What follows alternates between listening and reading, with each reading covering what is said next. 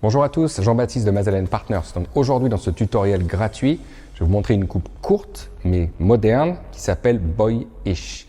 C'est issu de nos stages que l'on va faire partout en France, un stage de 2 jours où nous allons travailler différentes techniques, des plus fondamentales jusqu'aux plus modernes, travaillant avec une coupe de ligne bien droite, bien pure, une coupe de graduation avec beaucoup plus de création de volume et enfin une coupe de dégradé. Mais juste avant de passer à la coupe, je vous propose de découvrir ensemble un petit aperçu des 2 jours de stage.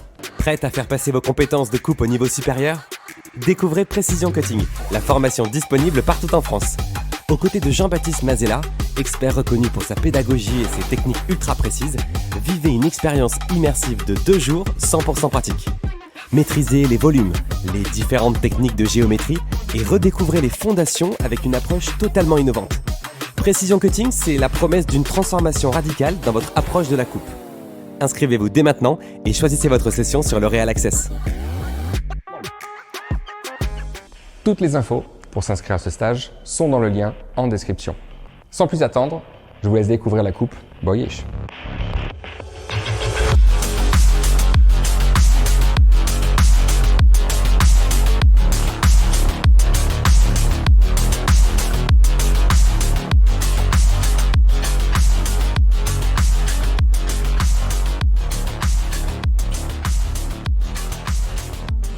J'aimerais juste vous présenter les sections sur Samantha.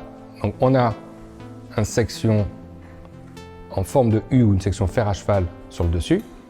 On a ensuite la séparation entre l'arrière et l'avant. Donc très important en fait, pourquoi est-ce qu'on a séparé l'arrière et l'avant? Tout simplement car Samantha a des superbes pommettes. On va essayer de donner beaucoup plus d'action au niveau des pommettes. D'accord? Donc on va commencer à couper cette technique-là par l'avant. Très important, pourquoi? Pour donner tout de suite un côté un peu plus graphique au niveau de l'avant du visage et ensuite on se déportera sur l'arrière, on finira sur le dessus. On va d'abord commencer sur la zone avant. On va travailler d'abord sur des sections horizontales. On va d'abord donner du poids, ensuite on enlèvera de la matière. Donc on va vraiment visualiser où est-ce qu'on veut avoir la retombée de longueur.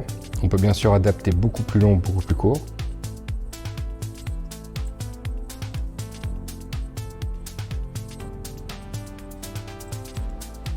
On va ensuite travailler toutes les sections à la même hauteur. On va d'abord enlever de la longueur, on enlèvera de la masse ensuite.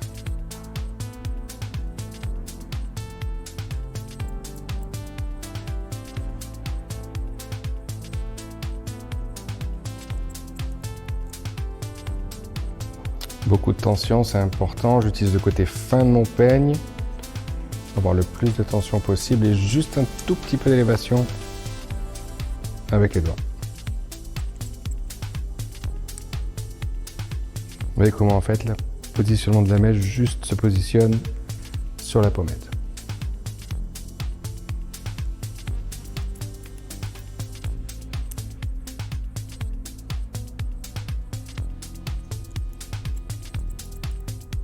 La première phase est terminée, je vais venir tout de suite faire la même chose de l'autre côté.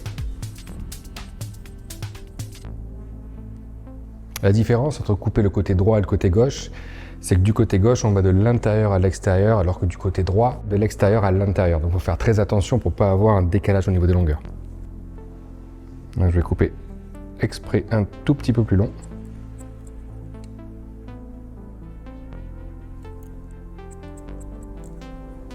Important de toujours bien en fait visualiser où se propulse la mèche et on arrive sur la dernière section du haut.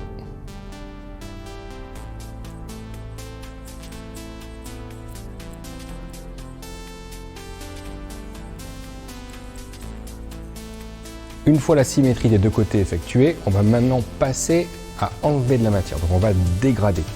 On va prendre des sections cette fois qui vont être verticales. On va ensuite soulever le cheveu. Plus on donne de l'élévation, plus on aura de la légèreté. On arrive bien à voir où est la longueur d'origine, surtout ne pas la toucher. Et ensuite, en soulevant bien le cheveu, on va maintenant donner beaucoup plus de légèreté à l'intérieur. Donc une fois la première section effectuée, on va ensuite se diriger vers l'avant de la même façon, pas de contre-direction. section numéro 2. On arrive bien à voir sa ligne de guide en transparence. Et la dernière section devant.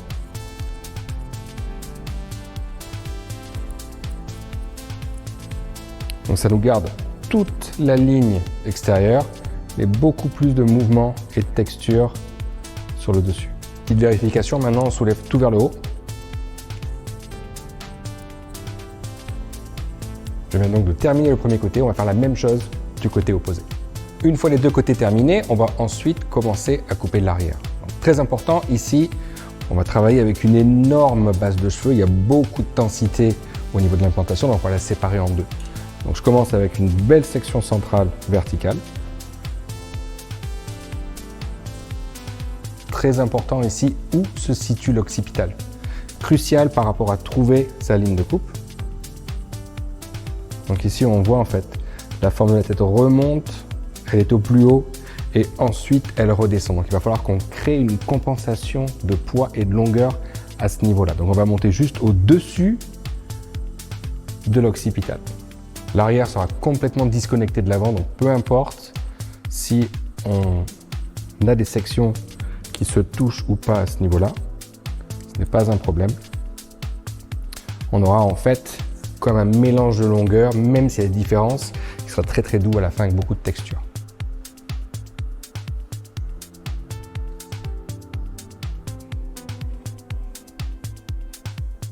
Donc la première section, elle sera verticale au centre.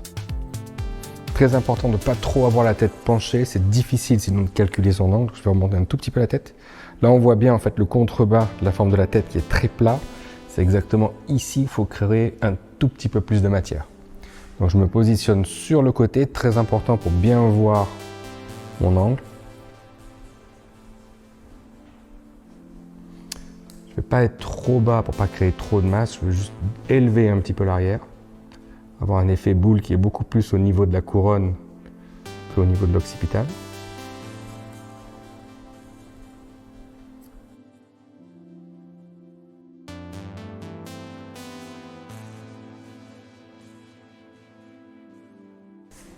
Et dès que j'arrive sur la première, maintenant je vais tester un petit peu de voir où se positionne ce volume. Là on devrait très très bien voir en face, oui, le volume est juste à ce niveau-là, c'est parfait. Je vais maintenant venir travailler mes zones de côté. Donc sur mes zones de côté, ma section verticale va se transformer légèrement en diagonale pour pouvoir partir avec la forme de la tête.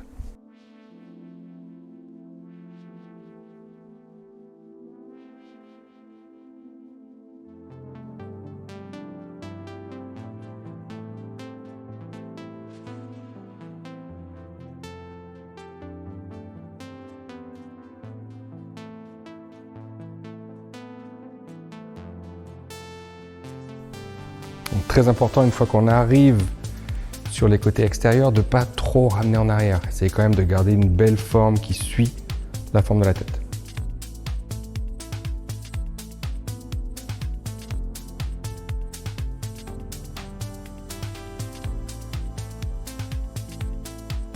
On va maintenant venir sur un tout petit peu de vérification.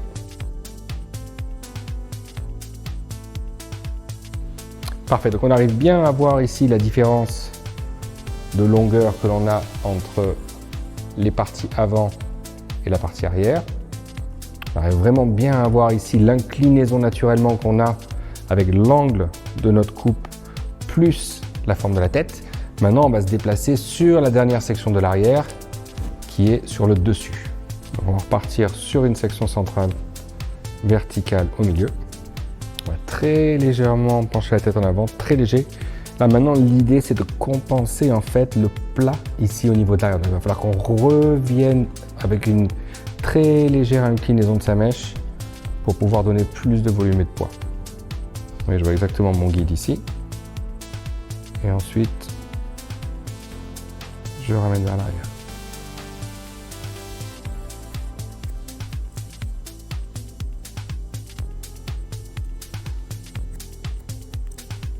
Là, je pense que vous pouvez voir très très bien dans cet angle-là exactement où se situe en fait ce niveau boule qui va donner de la texture au niveau de l'arrière. Maintenant, on va se déplacer de la même façon que le dessous sur le centre en arrivant sur les côtés.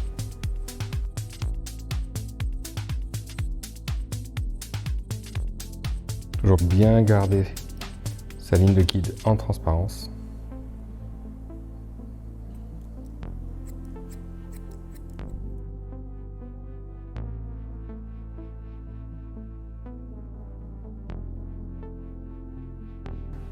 Donc, une fois qu'on a terminé tout notre côté, on voit bien en fait qu'il n'y a aucune connexion entre l'avant ici et l'arrière qui est là.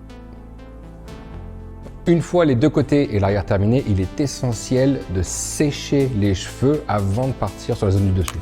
Pourquoi c'est important? On arrive à voir beaucoup plus simplement les volumes et notre forme géométrique. On pourra ensuite se concentrer, une fois les volumes établis au séchage, sur la dernière partie du dessus. Donc j'utilise le sèche-cheveux sans le bec et la brosse plate pour essayer de trouver un mouvement naturel du cheveu, mais surtout sans volume sophistiqué. Donc ça c'est très important.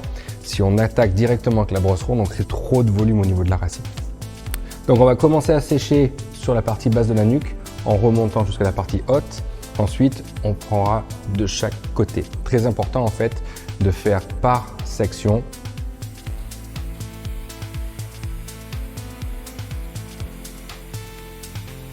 Une fois avoir terminé donc avec la brosse plate, on va se diriger sur la brosse ronde. On va mettre le bec sur le sèche-cheveux ainsi que le changement de brosse.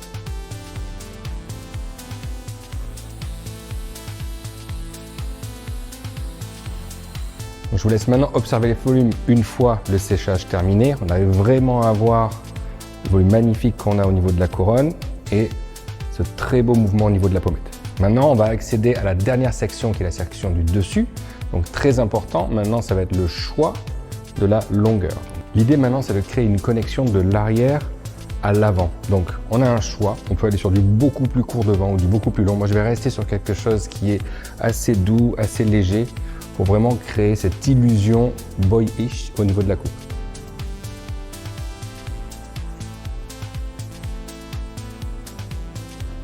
Parfait. Je vais me positionner sur le côté. On va séparer la mèche en deux. Donc maintenant, je soulève ma mèche, je vois bien exactement où sont les longueurs de l'arrière. Je remonte et ensuite, c'est un choix. Plus je ramène le cheveu vers l'arrière, plus j'aurai de la longueur devant. Plus je remonte, plus je serai court. Donc on va un petit peu travailler sur un juste milieu. Mais j'enlève très légèrement l'angle sur le dessus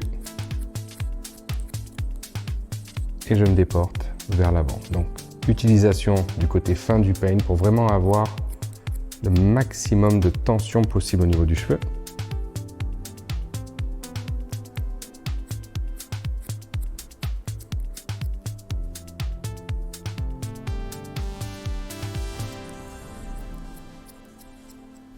Une fois les longueurs de devant faites, on va pouvoir pousser de chaque côté, ça va avoir un côté très versatile. Une fois qu'on a notre première section sur le centre, ensuite on va travailler de la même façon en soulevant tous les cheveux vers le plafond. On voit bien la mèche ici en transparence et je connecte. Alors, il est très important aussi au niveau du positionnement de son corps d'aller vers la mèche. Très important. Comme ça, tout de suite, je peux soulever et je peux être directement sur la section. Si je reste vers l'arrière, je rabats les cheveux vers moi, ce qui donnera beaucoup trop de longueur au niveau de l'avant.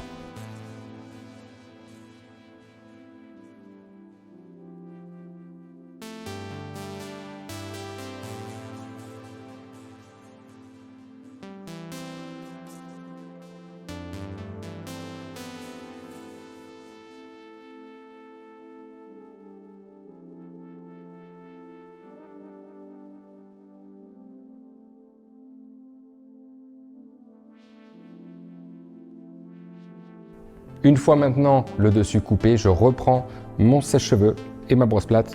Je vais sécher tous les cheveux vers l'avant, ensuite donner un tout petit peu de relief avec la brosse ronde et on verra un petit peu si on a besoin de texturiser ou pas juste avant de coiffer.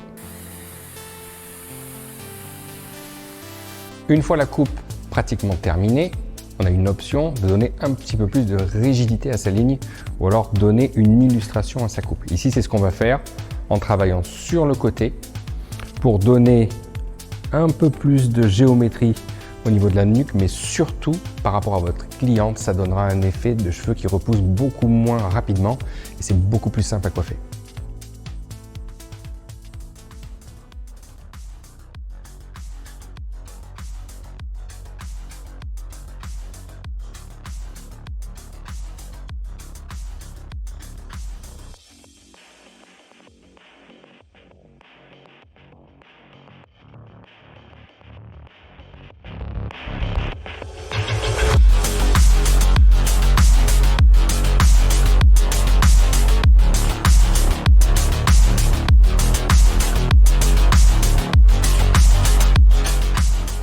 Ceci est donc un extrait de notre stage de 2 jours, la coupe Boyish. J'espère que ça vous a plu. Donc dans ce stage qui aura lieu partout en France, nous travaillerons en step by step. C'est-à-dire que je serai avec vous pour vous guider pas à pas sur toutes les techniques. Positionnement du corps, positionnement des doigts, où commencer sa coupe, où terminer sa coupe. Ça sera vraiment quelque chose très en détail pour que vous puissiez prendre toutes ces techniques-là au salon sur vos clientes. Donc si vous voulez vous inscrire, toutes les dates et les informations sont dans la description. Et moi je vous dis à très vite.